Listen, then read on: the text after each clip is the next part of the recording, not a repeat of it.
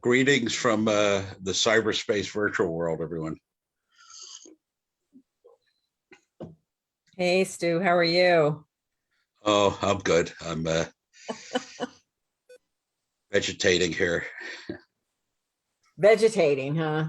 Yeah, it's good not to work.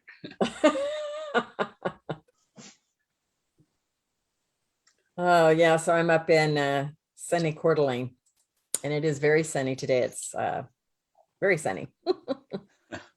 It's really strange. Someone was talking about the weather here, and I think it was at our last Rotary meeting, the last speaker, and he was saying, so let's see, it's fall now. Well, it's Las Vegas, so Yeah, it's like not really. it's like summer, and then somebody throws the switch, and then it's winter. Yeah, unfortunately, it's yeah, we're still getting used to what it's like to be up here, and we haven't even been up here a year yet. So it's Yeah, interesting times. yeah. We have a home in Boston, and it's been 2 years since we've been back there. We have a housekeeper who shows up every other month and moves the dust around, but Oh, so no one's living there at all. no, it's completely empty. Oh, no. It wasn't the plan, but the virus kind of changed things. This would be a beautiful time of year to be there because it's just starting to, the leaves are starting to turn, and uh, bad weather is all behind us. So I don't know. may, Oh may, boy. maybe I'll feel comfortable flying in a couple months if Mhm. the current spike goes down. Be able to get back there and see. So yeah, obviously you've got friends back there that can check on it so that you're not like totally in the dark about what's happening. Yeah, well, I mean, the neighbors let us know when there's a tree that falls down or something.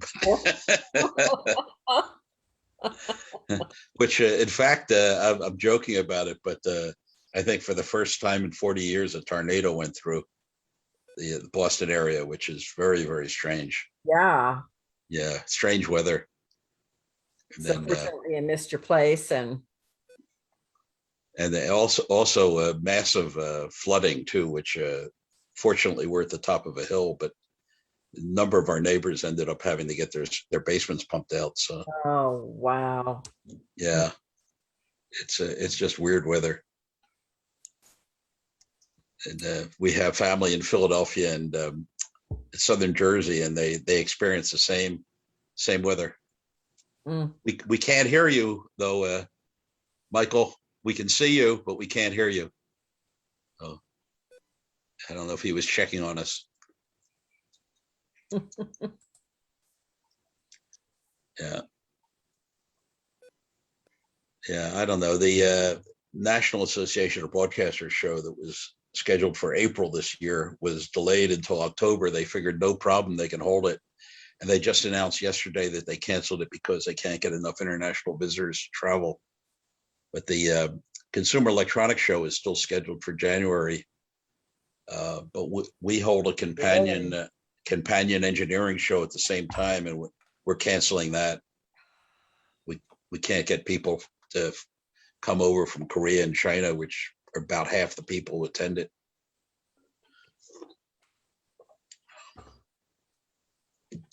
Yeah, if people knew how long this was going to go on when it first started happening, Well, I it's think we some would have had a people. bigger problem with people going, I don't know, it's interesting. It's like, do you build up your expectations to go, okay, I just need to prepare for the long haul on this? What do you think would have been easier to know that it was going to go on this long or not? Well, it looked like it was ending until the more virulent variant ended up emerging. But that should be a caution to everybody. Unless you get it under control soon, you could have the next one coming down the line. So in the suburbs of Massachusetts, there's a town called Great Barrington, which I, I don't know how many people have been following the news in the beginning of this, but it's only well known, as far as I'm aware, because of a group of doctors who met there and came up with a plan back 2 years ago in April. And they were right. And they were, criticized as being crazy nuts. But they said, look, if you want to get this thing over, the worst thing you can do is slow the spread. This is, of course, before the vaccine. They said, you have to protect the vulnerable, and then let the thing go as quickly as it can. Let it, go through the population that'll recover with very bad ill effects, with very few ill effects. And it'll be over. It'll be over in 3-4 months. And instead, what we did is we did the opposite. We slowed it down to the point where we got these new variants, and now it looks like it's never going to end. And so, yeah, it's hindsight. I'm not even sure that hindsight is 2020 on this one. no, I think, unless you had could say that, but there's so much conflicting, contrasting information. Yeah, that's part of the problem. Even the people with the best intentions, they make a pronouncement and they find that the world changes around them and they can't, and then that upsets people. Like yesterday you said, don't wear the mask. Today you say you do. Well, it's not their fault. The virus is calling the shots, not the government. Yeah, I mean, I'm playing in the local symphony up here. We're having a rehearsal tonight. We just got the mandate, that masks are required. I'm like, great. Is it mostly instrumental, or are there vocal too? So it's all just instrumental. Oh, all right. Yeah. So we've been watching, Harriet and I have been watching the various Jewish high holiday services virtual, and of course they all have choirs and they all have bands, and you see everybody with the with the string instruments are wearing masks, but the people with the woods and brass, of course, can't. And this will be interesting because we have wind and brass players, and they're saying that all personnel have to wear masks. I'm like, yeah, so how's that going to work? Yeah, they're going to take a scissors and cut a hole in it, and and so then I used to I used to play the trumpet, and I would rehearse in a room that had curtains. I'd be sitting across the room, and when I'd hit a robust middle C, the curtains would move 6 feet away. So you wonder how much aerosol you're actually putting out in the air with a trumpet or a set. It's going to be really interesting because on top of that issuance yesterday, with rehearsal being tonight, and I haven't played for years up here, so it was a new scene. The conductor resigned. Oh my. So the concert master is going to conduct. So does that mean you lose a violin? Oh my God. Yeah. Yeah, the concert master. So, yeah. Oh well. I don't want to step into the role. I'm not here for that stress. I'm here just to have a good time. I don't need any leadership roles. So stay tuned for more information. I have no idea what's going to happen. Hello, Ginger. I'm wondering if Larry's can hear us, or if we hopefully are muted, because I know when I've been at lunch that sometimes we hear all the chatter from Zoom. Well, that's their choice. They can they have complete control. So I see Michael at the podium. He's not acknowledging he can hear us. So we can say something rude and see whether he would have no clue. Yeah. How are you doing, Ginger? Doing well. How are you? Hanging in there. I'm in Coeur d'Alene, Oh, nice. Idaho. So it's beautiful today, and it's like, oh, what's the temperature? I think it's about 30 degrees cooler here. Oh, perfect. Yeah, I'm really Definitely enjoying the variants. I'm afraid to look what it is outside. I haven't been outside in so long. I guess I shouldn't care. think it's 95 from what my weather Oh, thing is okay. telling me. Yeah, I was gonna guess under 100. Finally though, right? Yeah, I'm in Havasu. It's 100 even right now, so I'm ready for, 80s, 90s. Yep, September is that month that's squirrely. Just when you think it's over. So you're Yeah, spending most of your time down in Havasu, Ginger? Yeah, we have some remodeling going on at our house in Vegas, so we left.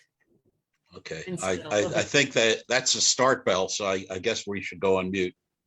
But Mm.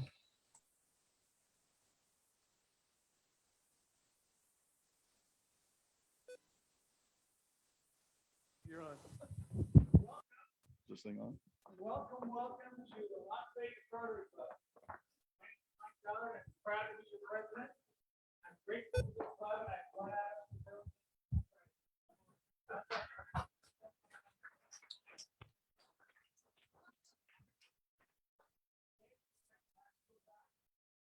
fix it like at my house.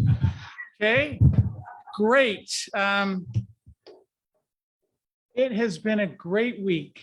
As Rotary president, I've got to say, I haven't been busier. I want to say this is my 5th Rotary activity in the last 4 days. And I missed one and I'm running from Karen Wisenhunt because she's trying to kick me in the butt. Because I missed her event, but I was out of town and I didn't get back in time. So I'm sorry. But we had such great events and I'll tell you more about those in a moment. But it's great to be here. It's great to be in this club. And we appreciate all of you in the fellowship. I think we've missed it. We've got Rob back just recovered from COVID, and he was down pretty hard. We've sent Michael Williams off to Armenia, where he's doing God's work and helping people deal with post-traumatic stress disorder. And we're grateful for that and the support of the club that helped send him there.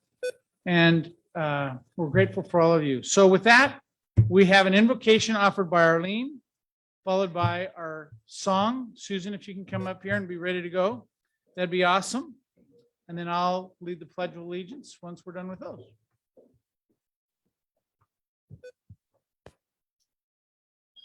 Thank you, Lord, for our day, for this day.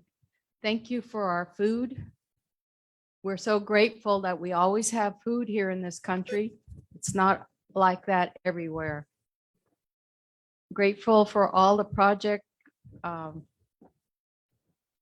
successes that we've had so far. Look forward to more. Grateful that my sister is joining me today. She's so much fun. I'm glad Steve Linder's back. Did you get me? Amen.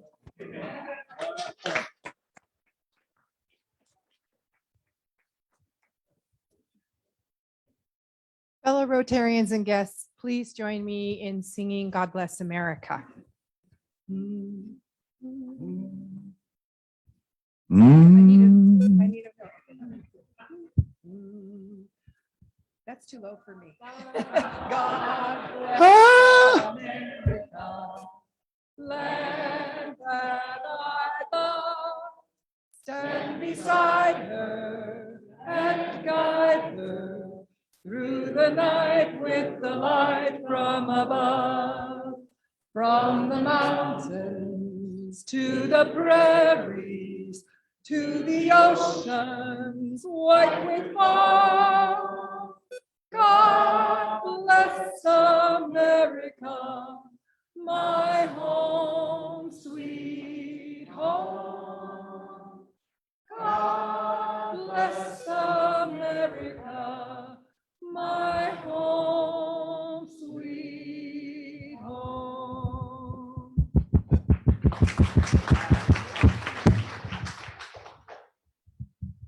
I pledge allegiance to the flag of the United States of America and to the republic for which it stands, one nation under God, indivisible,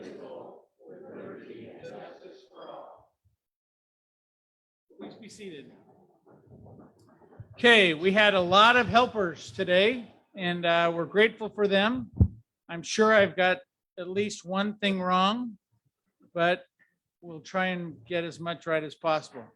I think Kathy Mahan, Jamie Goldsmith, and Nikki Bates were part of setup and greeters, as well as Marie Walsh, who's always here early and helping, and I think Tarby may have been helping and here early as well. Our Sergeant of Arms is Mr. Mike Newborn, Mr. Muscleman, posing as Superman there. We have a raffle ticket sales, Marie Walsh. Isn't she not the kindest soul you know? We're grateful for her, for all she does for us. Tear down will be Barbara Castro. Our song leader was Susan Ziobro. Our prayer was Arlene Sora. Thank you very much. And our scribe today is Nancy Anderson. Thank you, Nancy. And our photographer is, they already told me and I've already forgot. Steve Linder. Thank you very much. A new member. Got it. New member. That's great. Yes. Past President Steve Linder. Please help me in thanking all those who have made today possible.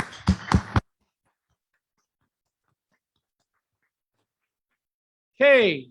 Do we have guests today? Do we have guests, non-Rotarian guests? That would be Arlene introducing the person. As I mentioned, I have my sister here today. She's visiting from Florida. She's going to be with me for 10 days, and she is a lot of fun. Cool. Great. We're going to go this side and then come around. Hello, Gotcha. Jackie, I got you. I'm Bruce Frazee. You probably don't remember me. It's been a year and a half since I've been here, but it's so good to be back. And I am so lucky today to have bringing my lawyer, Joanne Myers. And you know, the greatest thing about Joanne is she's my friend as well. To have a lawyer who's your friend is something special. So welcome. We all need that.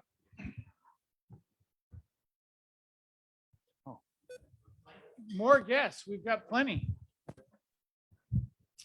I have my friend here, Ernie Castaneda. He's the director of telematics for Ahern Trucking. I'm glad to have him today. Great. Thanks for coming, buddy.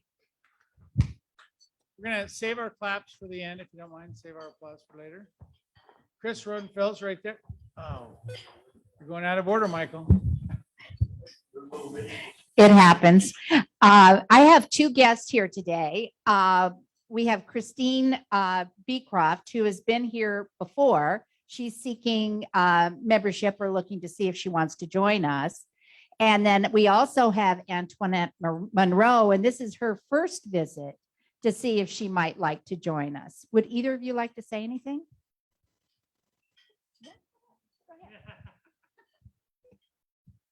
Good afternoon. Thank you for having me. I've been stalking Rotary for a few years. I am a broker salesperson with Coldwell Banker, and I finally have the schedule flexibility to really get involved, and I'm excited to be here. So thank you very much. Thank you. Okay, right behind you, Mike. Oh, Thank you. I'm Christine. I've lived here in Las Vegas for many decades. Some of you I've seen throughout the years, and currently retired and need to get involved with some community events. And I think this is a perfect match that I could contribute to your wonderful organization. So thank you for the invitation. great, thank you. Right next to you is Jackie. Isn't it exciting? We have our own stalker, Mr. President. I know. Little do they know what they're getting into. Hi, everyone. This is MJ, who delivered our beautiful newsletters today, and she works directly with Bill Houghton in his office. Oh, So hi, welcome, MJ. Thank you so much. Okay. Chris, you brought some friends from up north, huh? New friends, just met them today, but Okay. I got Chuck and Mike here from Alaska, and they'll tell the club about themselves. My name is Chuck Scantleberry, and Mike and I were in Soldotna for many years. I was up there for over 40 years, and I just moved down here in the last year and a half, bought a house here in town, and Mike's visiting, and former president of the Soldotna Club. Great, thank you.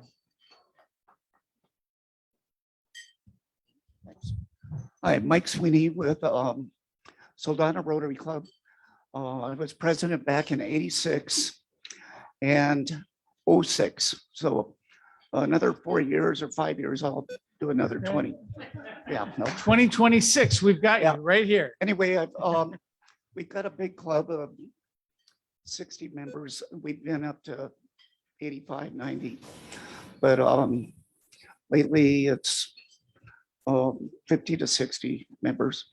Anyway, we've done a lot of things over the years. One of the things they're doing right now is a beer fest that we held in August, and it's created a lot of cash, I guess. But anyway, and we've sold roses for scholarships, and we've always done good with that. But we decided to go to Peonies, and they're local up in Alaska for this, and it's worked out very well. And we do about 4 or 5 scholarships.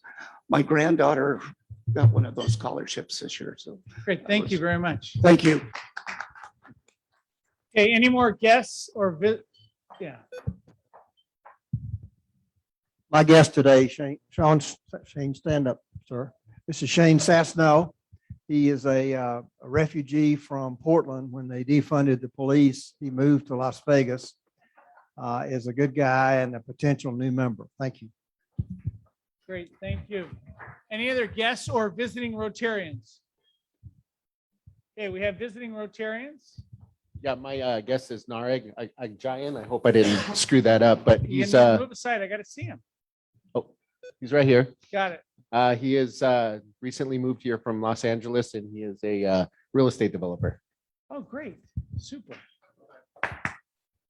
Okay, any other guests or visiting Rotarians? Great. Ladies and gentlemen, let's give them a show of appreciation. Okay, Mike Meeborn, we need you over there. Okay. Looks like we forgot somebody. I'm getting my 10,000 steps in today. That's good. Hi, I'm DJ Stanhope, visiting from the Green Valley Rotary Group, the Early Bird Group. I also am here to let you know our fundraiser is a taste of coffee. We have a professional chef who will come to your home and do a coffee and fine gourmet food tasting for up to 10 of your guests. And I have tickets here, $25 a piece or 4 for $100. All goes to a worthy cause. And thank you Great. for having me. Thank you very much. Okay, any And- other visiting Rotarians? Super, thank you very much, DJ, for that announcement.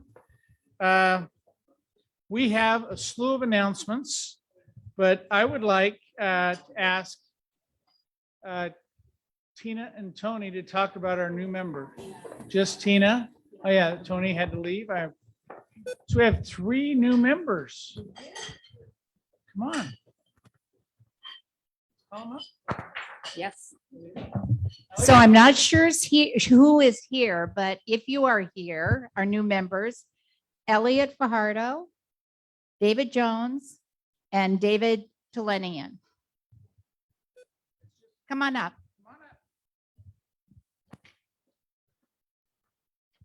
So we held on September 14th a group induction with Summerlin that was led by our DG Betsy Berry.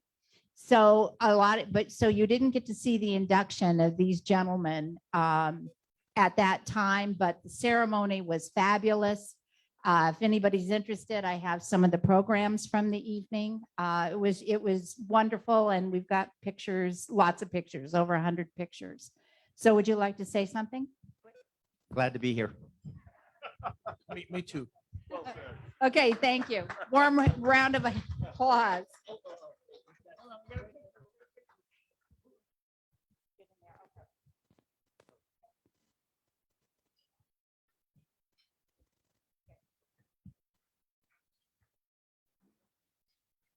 You know, since I've been president of Rotary, I've never sucked in my stomach so much.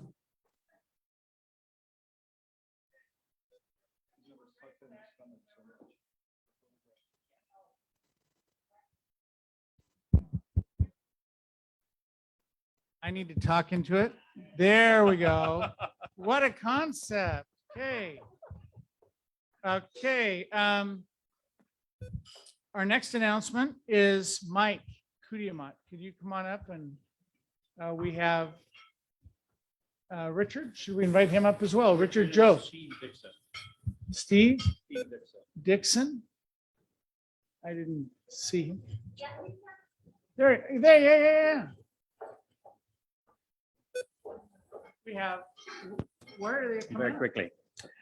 So the Paul Harris Fellow recognition acknowledges individuals who contribute and or who have contributions made in their name of $1,000 to the Rotary Foundation that funds all the service projects Rotary International does.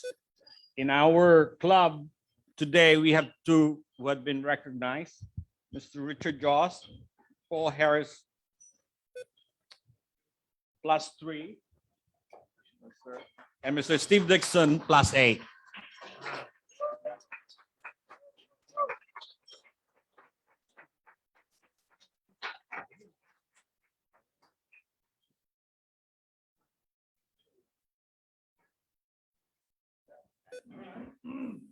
Thank you. Okay. Karen, can you give a quick recap of the putting tournament? Mr. Mewborn.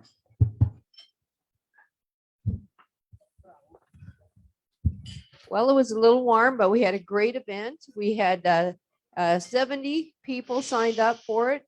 For those of you that couldn't make it to it, thank you for your contribution. That comes in really handy for paying for the Angel Park.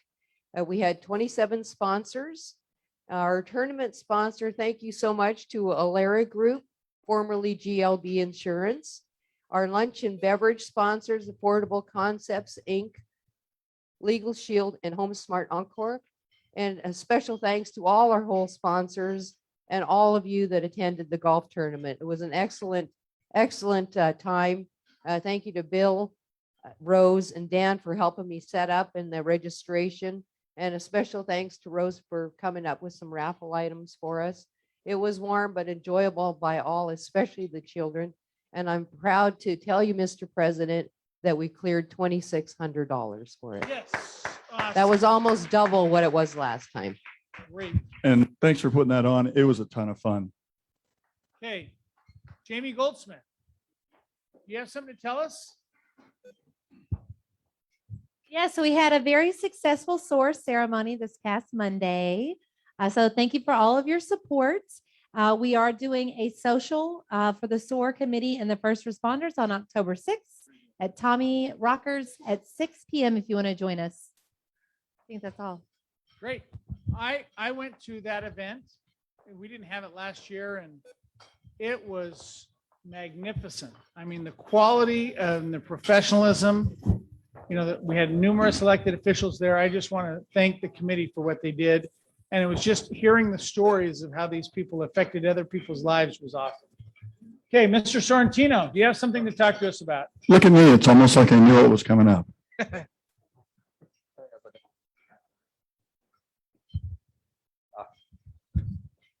Concours d'Elegance is coming up. It is October 23rd. Please mark your calendars. We'll be selling tickets at Cars and Coffee this Saturday morning. We have signups going around in the Green Book. We need one more for this Saturday. Please do sign up. 6:45 setup till what time did it break up? About 9:45. And then please do look forward to signups for the event itself. We're going to need a lot of people working the event. It should be a great day. Please block off your calendar the 23rd of October. Great. Thank you very much. Karen actually, I'm just going to make this announcement. The spouses luncheon is September 17th. If you want to go to Greg McGuire's, Greg, okay, you do have some.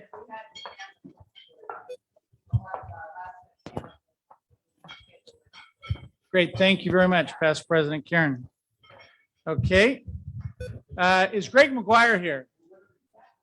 Yes, Mr. President, he's right here. Oh, there you are. Got it. Good afternoon, Mr. President and distinguished guests and members of the Rotary. I am here to talk to you today about our Aviators ball game in concert with the USO. We'll be supporting about 75 members of the military from Creech Air Force Base. That's on September 24th. There's a sign up going around. We need help with setup and takedown. Also, tickets are available for $30, includes a tailgate in the parking lot. For the setup, it really involves digging about a 20-foot by 10-foot deep hole to put the barbecue in, and then the cleanup is filling it back in. Okay, there's no. It's a little easier than that. I think. Yeah, it's a little easier. It's a lot easier than that. It's going to be out in the Spruce Goose parking lot at the Aviators game, September 24th. Look forward to having everybody out there. It's going to be a great game, and it's cooling down, so it's going to be perfect weather on a Friday night lights. Thank you. Okay, great. Setup is I think 16:45. Game time 19:05.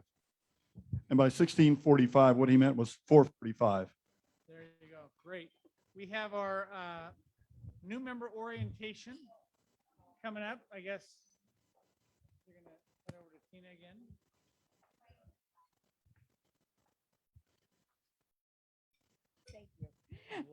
You met two of our newest members this morning, and I think we've got 5 in total for this year.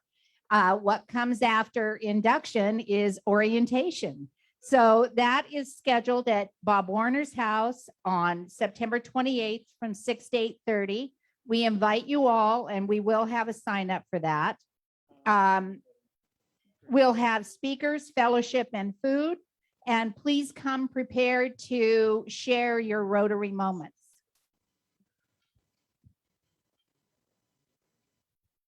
Thank you very much, Mr. President. And we have a cigar social coming up October 1st, and it is going to be at Kirk Holmes's house. Time is, do we have a time? Is it 6 o'clock? It says nothing on the October 1st, block it out, cigar social. 6:30. There you go. Okay, we have Mr. Lipoff. Are you available to talk? Stu? We have a highway cleanup, I think, you're going to tell us about. Does he have the mic on? Yeah, can you guys hear me? We need the volume up. Hold on, Stu. We need the volume up a little more. Yeah, so October 2nd is the highway cleanup at the usual location, and followed by breakfast at Jerry's home.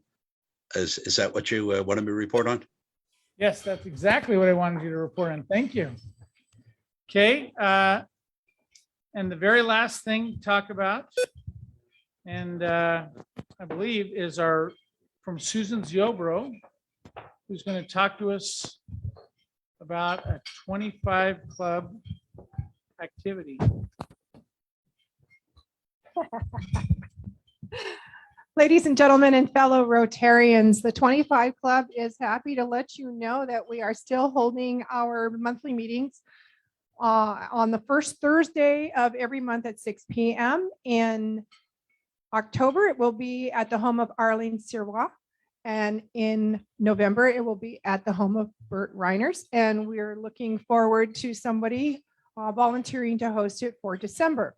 The big announcement is we have approval from our board. Thank you, all board members. Round of applause for our board members, please, for letting us host the annual raffle. Yay! And it's to help raise money for our canned food drive fundraiser. And the winning ticket is one ticket, $5,000. The tickets will go for $50 a piece.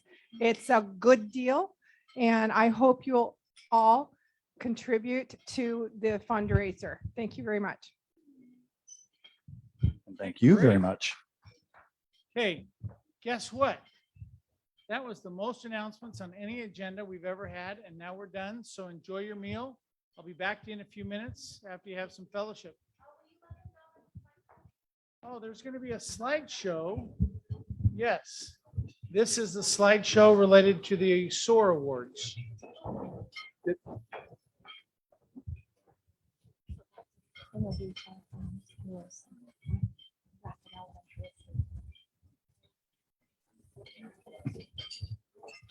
Now that our meals are sufficiently cold.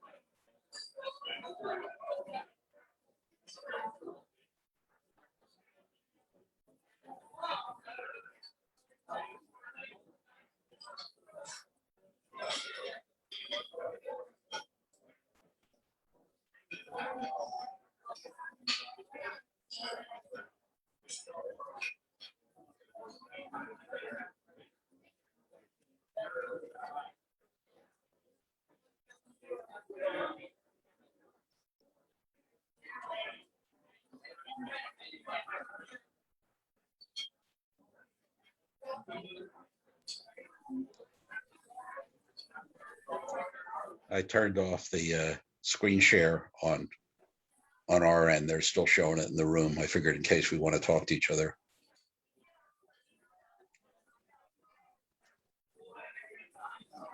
Since everybody else is talking to each other. Thanks, Stu. Got a lot of background noise, so I'm gonna stay muted. Yeah, they should mute the room while they're on break.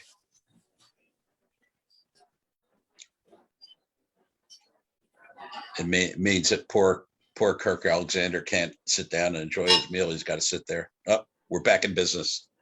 Okay. Thank you. Hope you enjoyed your time to fellowship. A couple things you'll see.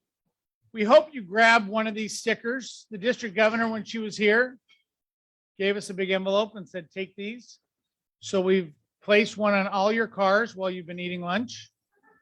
No, we haven't, but please take one. There's some on every table. We also have Rotary license plates. No, license plate frames, not license plates, but frames. So we've got a number of these. We, we bought them for more, but they're not making us any money and they haven't gone. So now we'll sell them instead of, Richard, what did we used to sell these for? $5. They're now $2. So if you'd like one and any extra you want to contribute to the foundation, that'd be awesome. But we're selling these, so we'd appreciate your help there. Hey, we have a couple guests that we didn't announce yet. And Marie Walsh, do you want to talk about these folks? And Michael, are you up and around? Michael Mewborn, please come to the principal's office. He remembers that from a long time ago. We have great. Hello, everybody. Thank you. We're very pleased today to have a principal and a third grade teacher from Bracken Elementary School. We have now, as you know. Jeez. Okay. Now, as you know, we are sponsoring 6 schools, and every month we're going to have a different 3 schools come and speak to us. I'm very excited to have them there, and I would like them to introduce themselves and tell you what they do at the school. I'll start with the principal. Okay. Hello, everyone, and thank you for having us once again. Bracken is feels very privileged to be able to attend your event here, and would like to just kind of introduce Callie. I have a 4th grade teacher, first year teacher. Imagine starting during virtual learning, being a first year teacher. So this is her first year in person teaching, and we're very happy to have her at Bracken. Lots of great things are happening at Bracken. I know that there's a lot of negativity being heard on the news about schools and closures. And yes, we are faced with big deficits and gaps, but we're kicking some butt out there. So we are happy to be back, and the consistency of our students in school. And we can't be happier than that with seeing our little kiddos walking down the hallways, and it just brings joys to our heart. Bracken is very excited to start our clubs very soon. We have a chess club coming up.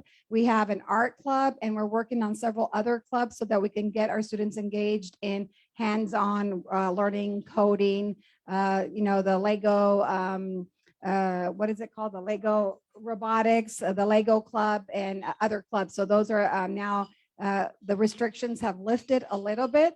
And now we're proud to be able to provide those opportunities at Bracken. So once again, thank you. Thank Appreciate you it. very much. And thank you.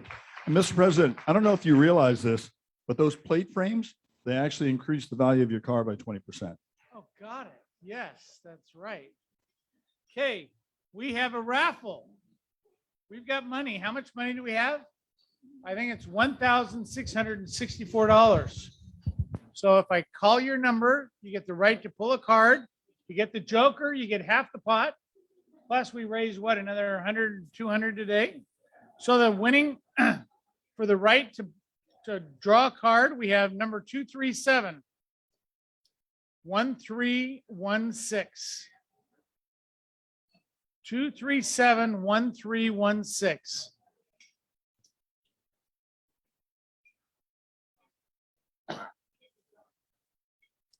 Okay. Steve Linder. 237-1316. The last three digits are 316. Yay.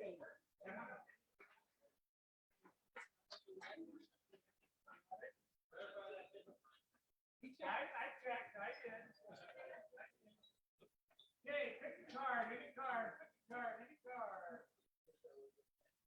And we got it.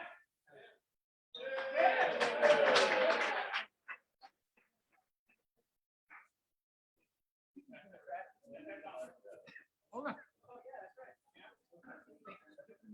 Thank you. Okay, now for the Lowry bucks. 1304.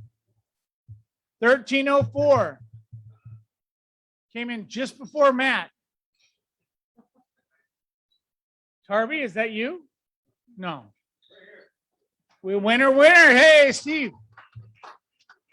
He just won $50 in Lowry bucks. Thank you.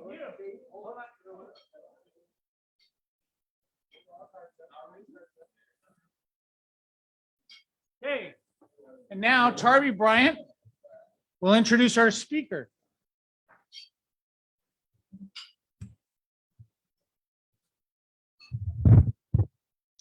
So good morning to everybody. Our speaker today at the Rotary Club of Las Vegas is Greta Seidman, the Director of Public Affairs for Bright Line West. Greta has a BA in English from University of Las Vegas. She has an executive MBA from the Lee School here at UNLV. She is a graduate of Leadership Las Vegas and was recognized by Vegas Inc. in 2018 as one of the region's 40 under 40. She served as the Director of Communication for the nonprofit HAND and served 7 years with the Las Vegas Metro Chamber of Commerce. Greta's going to tell us about Bright Line West, the proposed high-speed train between Las Vegas and Los Angeles. It travels at 185 miles per hour and beats a long drive and an expensive flight. Please welcome Greta Seidman.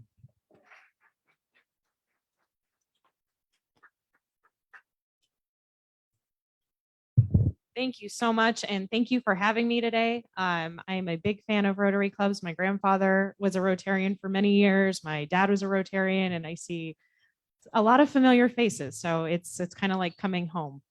So I'm really excited to tell you a little bit more about Bright Line West. If any of you have been in the city for more than a couple of years, you know this is a project that has been talked about for a very long time, decades.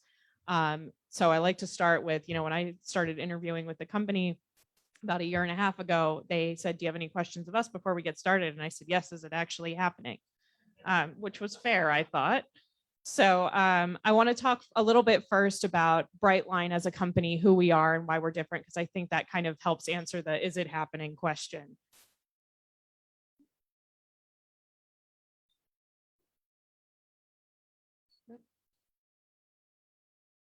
I promise it's on.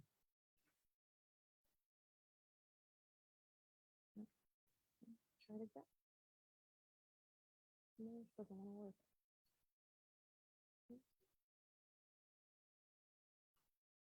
It's a nice looking train though, right?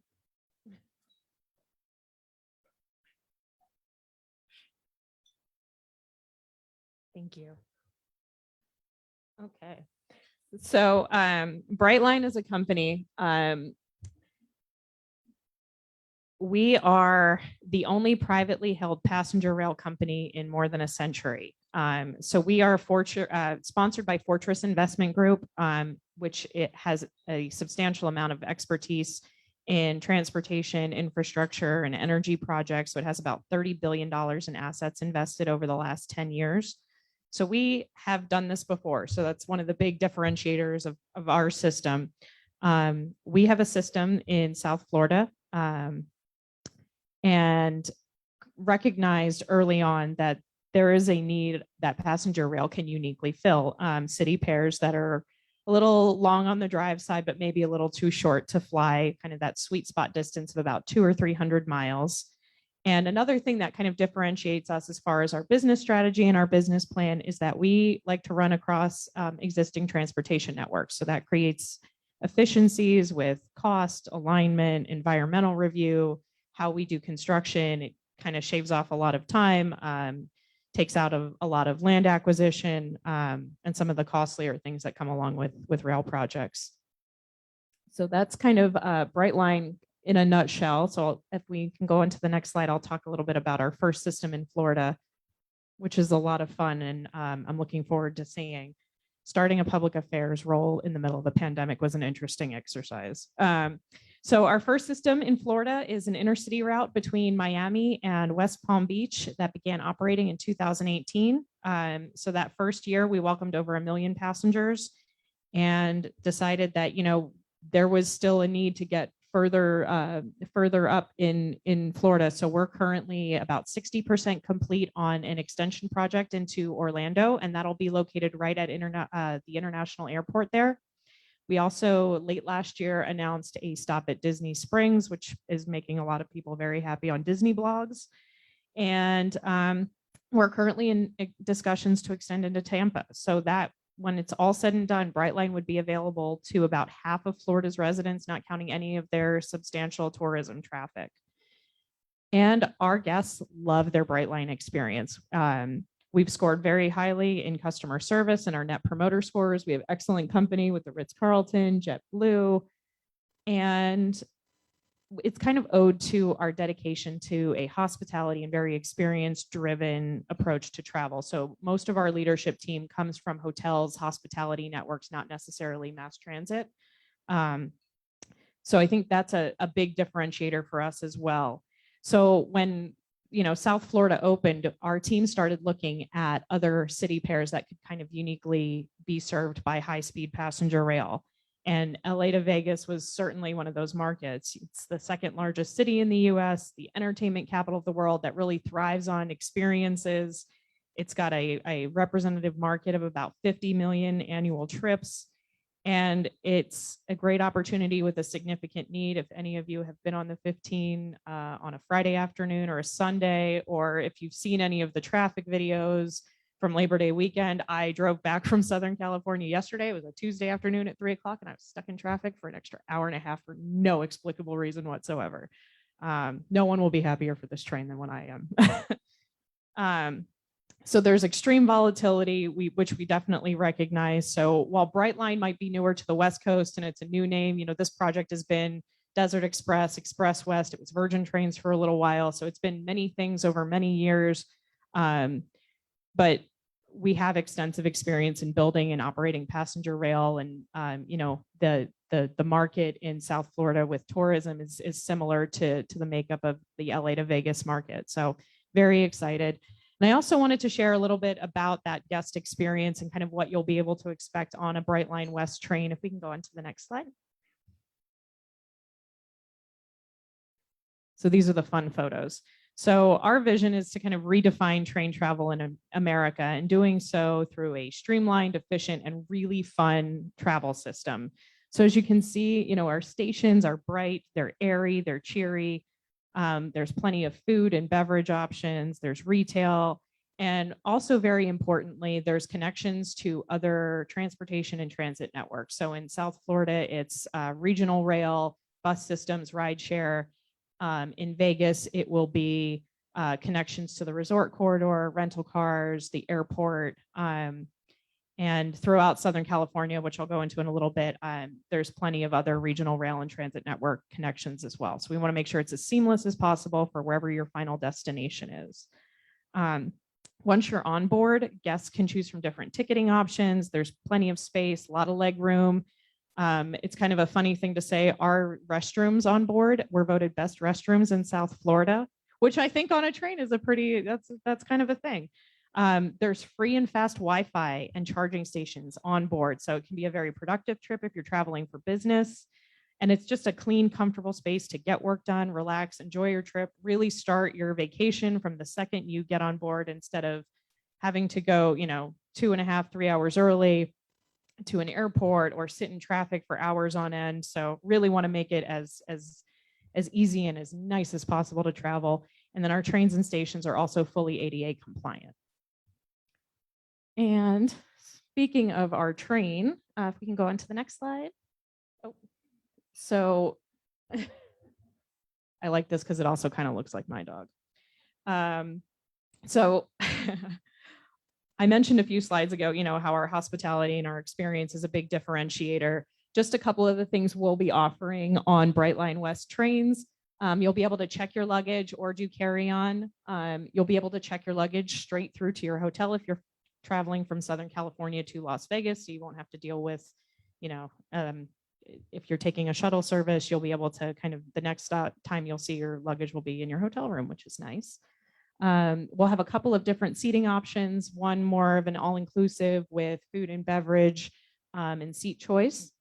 We'll have concierge service if that's something that our guests would like. I mentioned our state-of-the-art restrooms, our smart stations, especially in a kind of a post-COVID environment. We have touchless ticketing, e-tickets, a very clean and efficient way to get through ticketing, security, all of that. Free Wi-Fi and charging stations. We have a variety of food and beverage options available both on board and in our stations, and that we are pet friendly. So we do have quite a few folks in South Florida who have brought their furry friends on board.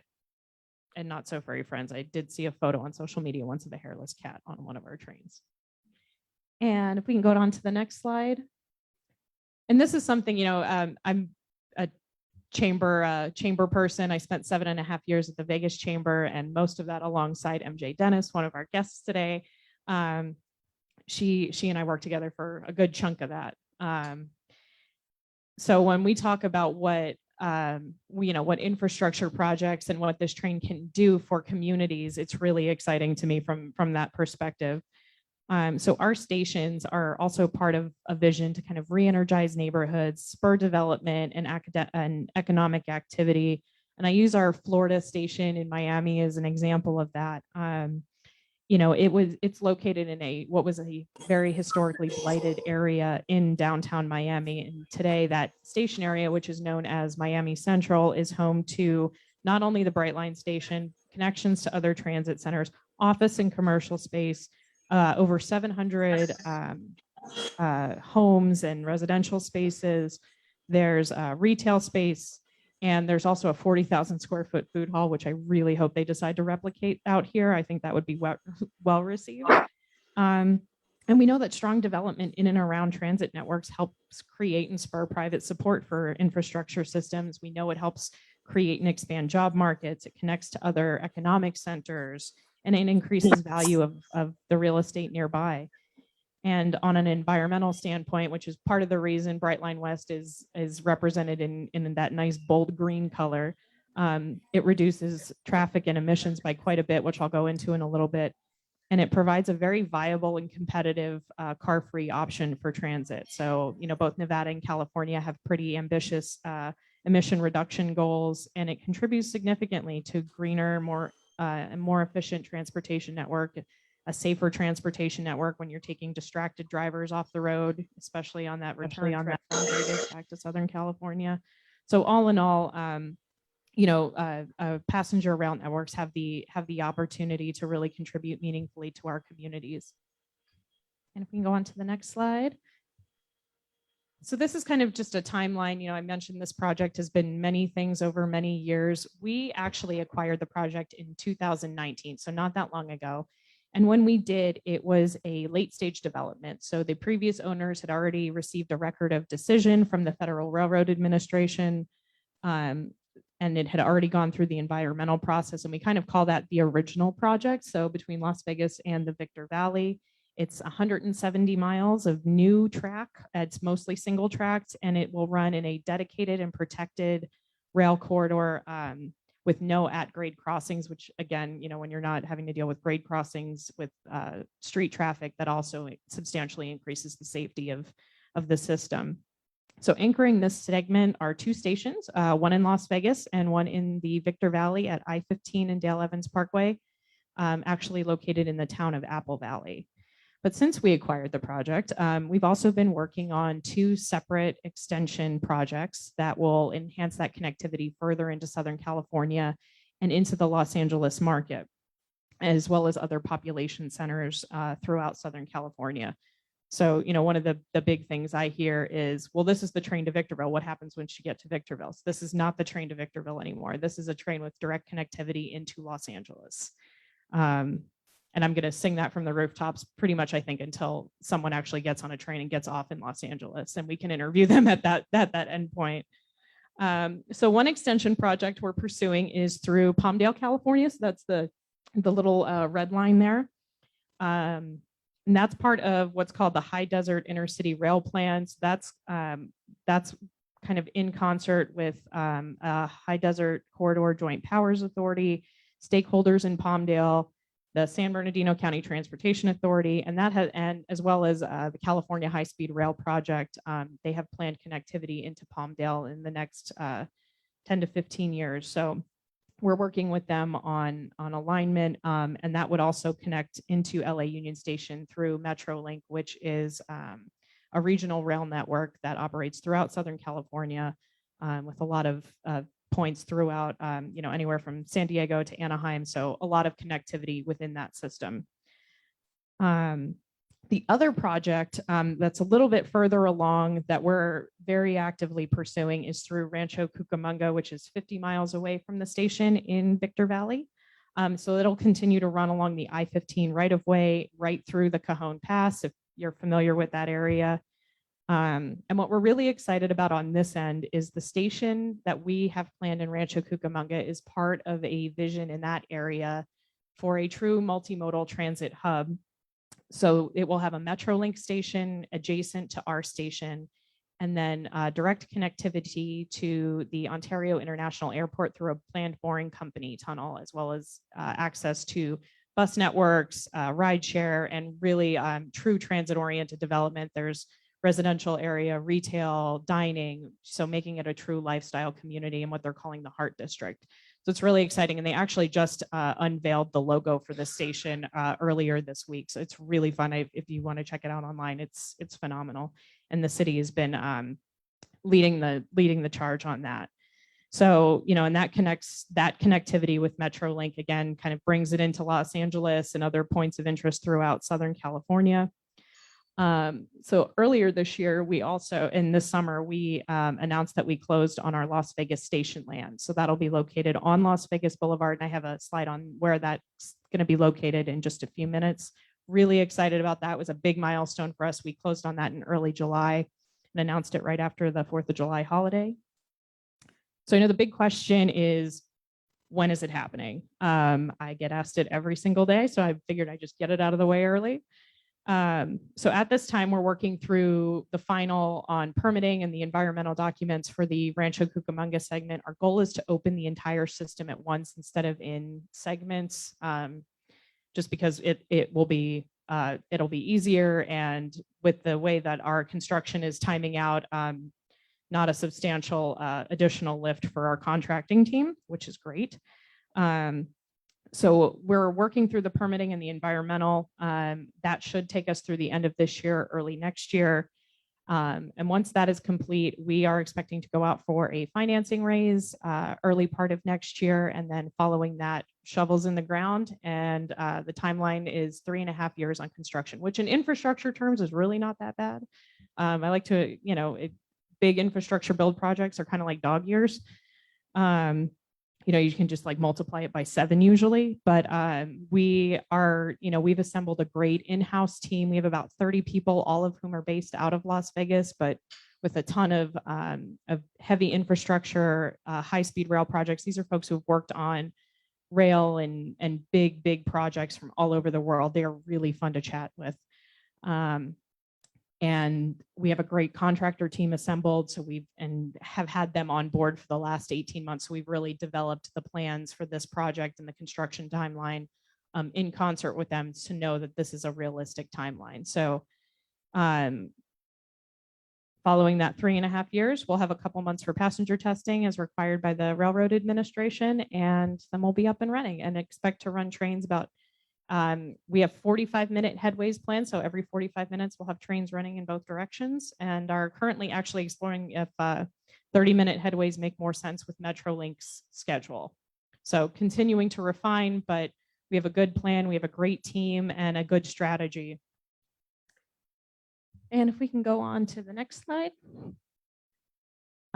So this is kind of just a little bit more on the stats on what we're doing. So I mentioned that we're going to be in the I-15 right of way. Most of our line will run directly down the median of the I-15 highway. Most of that, that alignment is very wide. It has lots of room. And I mentioned our rail line is in a dedicated and protected corridor. It has concrete guardrails. It'll have a ditch. So it's, it's protected from the highway. The highway is protected from us. And it allows us to operate at those speeds and that efficiency with those headways. We will be mostly single tracked. We'll have areas of passing siding, so trains will be able to pass each other, and are working really closely with the Nevada Department of Transportation, Clark County, the California Department of Transportation, about 40 other agencies in California, as well as other regional stakeholders and agencies on getting that pulled forward. So overall, the 260-mile trip, we will be able to actually top out at about 200 miles an hour, but it's on those long stretches where we're anticipating about 180 miles. On those, the Mountain Pass and Cajon Pass, obviously we won't be careening 200 miles an hour through those much, although I'm sure some people would love that. So it's a 260-mile trip, about 200 miles an hour top speed at full stabilization. Our third-party ridership studies have estimated that we will be taking about 11.3 million one-way trips annually, which is a little bit over 20% of the available market. So no longer the train to Victorville, and we'll get you from here to LA in about 3 hours when it's all said and done. So if you're looking at just going to Victorville, it's about 90 minutes. So roughly on a good day, half the time of driving. On a bad day, I mean, who knows, right? If we can go on to the next slide. So this is also, as a former chamber employee, this is also what gets me like really, really happy. With these large infrastructure projects, you get a large economic impact. And over that 3.5-year construction period, we're looking at creating about 40,000 construction jobs throughout the line. So that's laying down new track. It's, highway improvements. It's improving wildlife crossings. It's setting down systems. It's the electrification process. So a lot of jobs in that 3.5-4-year period. And then once it's all said and done, the line itself will create about 1,000 permanent jobs. So that's station management, it's hospitality roles, but it's also, highly skilled engineers, high-speed rail train operators, maintenance of way for the tracks. So great opportunities for technical work, and we're working with local workforce development agencies and higher education and community college systems throughout the corridor to make sure that skill paths are aligning, and we're working with those colleges now to kind of identify what programs already exist so we can utilize local talent as much as we can. So on the economic impact side, all in all, the construction project will be about $9 billion in economic impact and about $1 billion in tax revenue. Another question I get asked frequently is how much is it going to cost to ride the train? Our plans are to keep tickets on par with the cost of gas and parking, so cheaper than a plane ticket. And I mentioned we'll have several kind of tiers of ticketing, so it's kind of really a pick your own adventure of how you'd like to experience that travel. And next slide. Awesome. So this is also, a big part of who we are as a company, and our mission with Brightline West is being the greenest form of transportation and being a great partner for the environmental community. So our trains are all electric, they are zero emission, and are estimated to take about 3 million cars off the road each year. So that's a CO2 emission reduction of 400,000 tons. It's pretty crazy. We're really proud of it. And these are significant milestones when you're talking about helping states with their emission reductions goals, air quality, and all of the, the health benefits associated with that, pollution reduction, quality of life. There are so many studies out there on how much time we lose in traffic every year, and every single one of them makes me a little sick to my stomach. So being able to improve that quality of life, reduce stress, I mean, when you think about all those ancillary benefits, it's great. The line will also reduce vehicle miles traveled by about 433 million miles over a 10-year period, which is, I love that number. And it extends way beyond kind of the, the nuts and bolts of our train and what that's planned to do. We kind of live that every day. So, into our stations meet or exceed LEED certification standards. We use sustainably sourced, recycled, and reclaimed materials wherever we can. If you look on our social media, a couple of weeks ago, we posted this really fun video of how we rethreaded our train seats using sustainably sourced and recycled material. It was a really cool project. We used a local company in Florida to do it. It's really kind of interesting and fun. Our stations in Florida have electric vehicle charging stations, which we'll be incorporating out here. They have water fill stations. There's, bike connectivity. And we've pledged to plant a tree for every single round trip completed. So really, when we talk about being a green form of transportation, we really think about it comprehensively. So, how can we achieve greater sustainability throughout our planning and our development process so we can be better environmental stewards as we head into construction and then into operation. So it's really kind of a big overarching theme of ours. And then next slide. So the train itself, I mentioned that they're going to be all electric and zero emission. It is a Siemens high-speed rail that's used in Europe currently. We have similar models in use, so it's known as a service proven line. This current model is currently in use in Spain, France, Turkey, and China.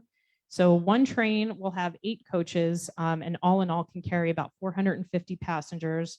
And then what I think is exciting is, when we have, a big weekend here, so like a New Year's or a professional sports team game, or like an Olympics, when the 2028 Olympics are in Los Angeles, we'll be able to couple those trains and take double the amount of passengers. And then I always like to throw this out. Our train is about 650 feet long. So our train station platforms are 1,300 feet. So talk about getting your steps in. Oof. I'm in heels, my feet hurt just hearing that. And then next slide. So we're really, really excited about our Las Vegas station site. As I mentioned earlier, this summer we closed on that land. So it's on Las Vegas Boulevard between Blue Diamond and Warm Springs Road. It'll have a Las Vegas Boulevard address. So if you're familiar with the South Premium Outlet malls, it's kind of that big plot of land that's very empty. We have 110 acres right in the middle of that. So our train will pull off to the east side of the freeway, and our station will be right there. So we'll have that traditional station. We'll have parking, rideshare, shuttle service, but we'll also be incorporating other development opportunities, housing, retail, really kind of taking a look from a community perspective and seeing, what the appetite is, where, and employing a similar approach to what we did in South Florida and the development around our stations there. So definitely not a cookie cutter approach, and kind of looking at it from, what's the community need? What's, where's the appetite? Taking a look at where we are. The in the news recently, the Oakland A's have been looking at a plot of land next to ours. And, I very selfishly was like, hey, we're a landmark. All right. So, I mean, it's really a blank slate out there. There's 2 parcels of land that butt up against ours. So really excited. We're really excited to have that Las Vegas Boulevard address and that connectivity close to pretty much everything, as you can see by the map on the right there. So exciting and looking forward to breaking ground on that stadium and on the station. And then next slide.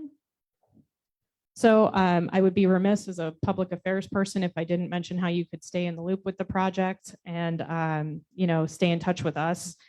We're happy to give an overview on the project to just about anyone, and we really encourage that two-way dialogue. So if you have questions or have people who have questions, please, there's tons of ways to get a hold of us. We have a construction website that gets updated frequently. That's brightlinewestconstruction.com.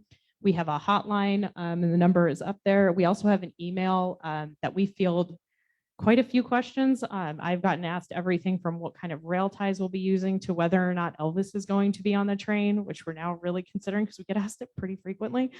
It was for you, MJ.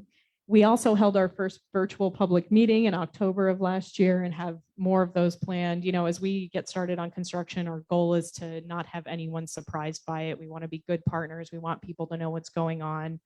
And we want people to get excited early. So our goal is to have these conversations now, have them often, get people excited. So we'll be holding more opportunities for those as things move forward.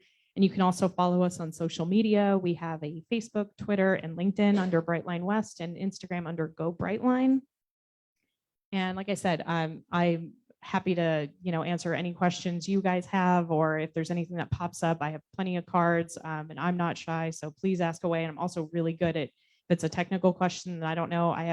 We have about 20 engineers that work for our team, and I ask them questions all the time. They're very patient with me.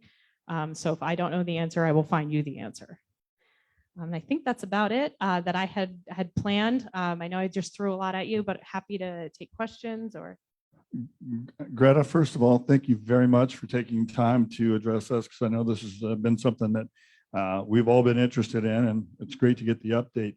I have, not to take the onus off of the Las Vegas to Los Angeles line, which is the one we're most concerned about, but it looks like I might have some good news for you for your proposed line there from Orlando to Tampa. I saw a news piece the other day that said I-4 is the deadliest highway in the nation. So we also saw that. Bet you did. So good news for you. Quick question though, your station here, do you know if that's going to connect to the tunnels that are Musk tunnels? Yes, that's a great question. And we do get asked that. So we do not have plans to connect as of yet, but that is, with their plans for, being close to the stadium, which is very close to ours. It's definitely something we're looking at, and we've been in conversations with them, with the Rancho Cucamonga piece, and they're actually they're looking at a tunnel system in Miami and Fort Lauderdale. So it seems like very serendipitous that we're kind of all operating in the same environment. So, I think it's something that's definitely still on the table. Greta, I have a question for you. If I buy a ticket here to LA, am I going to have to transfer from one train to another?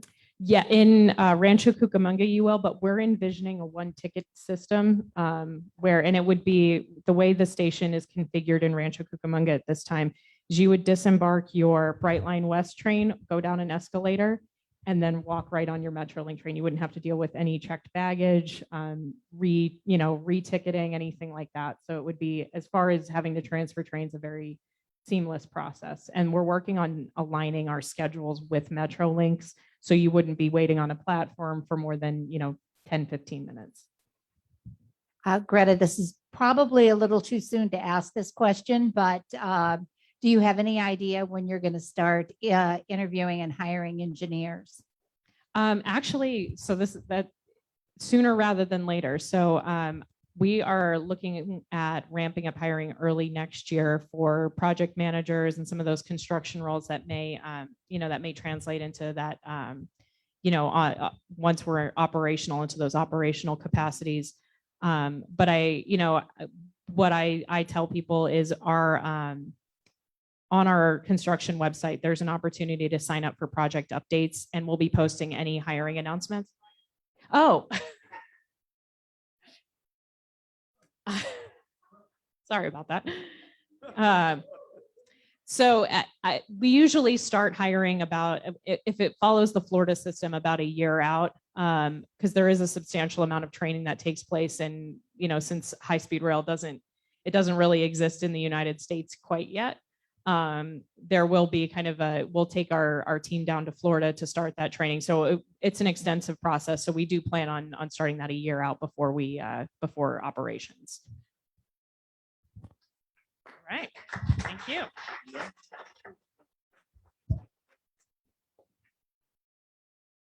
Sean, you have something for me?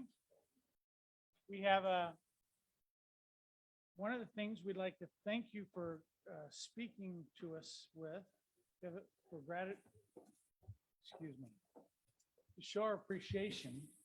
We have a Rotary coin that has our 4-way test. That is our code of conduct. That I think makes what Rotary great. And we also are donating, we're donating in your name a pair of shoes to a needy child at one of the 6 schools that we sponsor, and we help them. So it's called the Soul Power Award.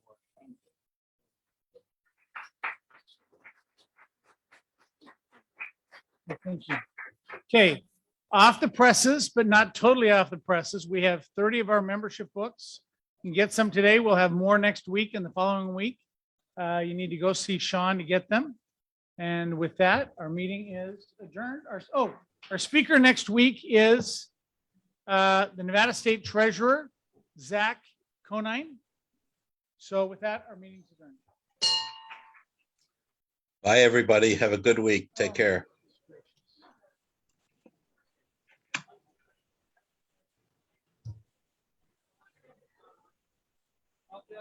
Great meeting.